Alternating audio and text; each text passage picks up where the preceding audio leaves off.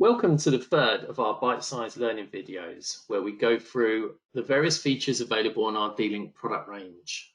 I'm Alan, along with Craig here from D-Link, and today we'll be discussing the dynamic domain name service feature on our routers and other products. The best analogy I've heard to explain what DNS is to compare it to the phone book. When we search on the internet, we use the domain name www.dlink.com, for instance. Your computer follows a series of steps to turn the web address into a machine-readable IP address. This is what allows whichever browser you use the ability to show the web page. Having a home IP address is not as simple as having a business IP address.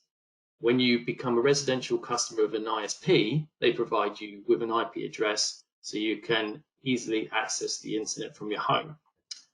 However, these dynamic IP addresses frequently change as the ISP manages their own online systems.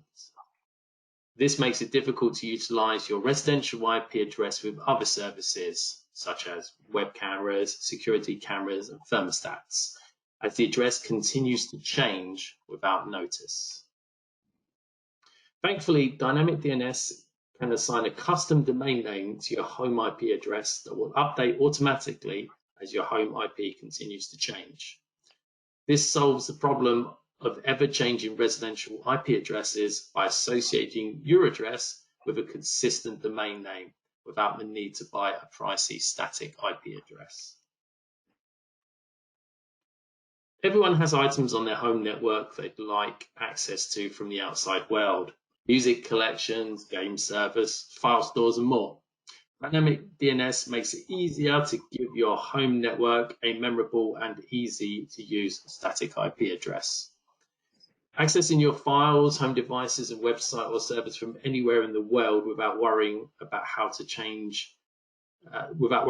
changes to your IP address is just one of the many advantages of DDNS. The last advantage, many DDNS providers offer a free service, which is great. I'll now hand over to Craig to go through DDNS in slightly more technical detail. Thanks, Alan. So let's have a look at a home router that happens to have a built-in VPN. We're going to include our DNS details into this router, and providing that we have a third-party company that we've registered with, we'll be able to input our username and password details, which will then register the IP address to the third party. This happens periodically.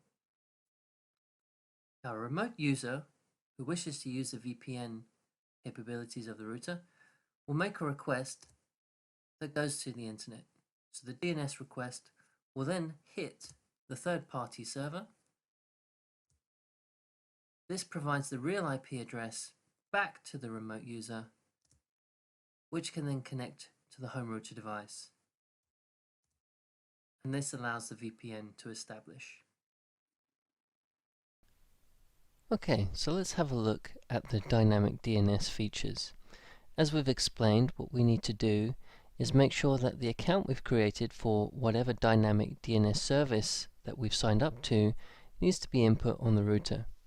So I'm going to open up the router's interface page by going to a web browser and typing in the default IP of the address. In this case, it's 192.168.0.1. Now I input my password to get into the router, and I can navigate to Features and then the Dynamic DNS function. Now on this page I want to enable Dynamic DNS and then choose and enter the service that I've signed up to. I can use the service address browser button in order to see some predefined services, or I can use the manual function to input my details. Once I've entered my details, I then click Save, and Dynamic DNS will be applied to the router.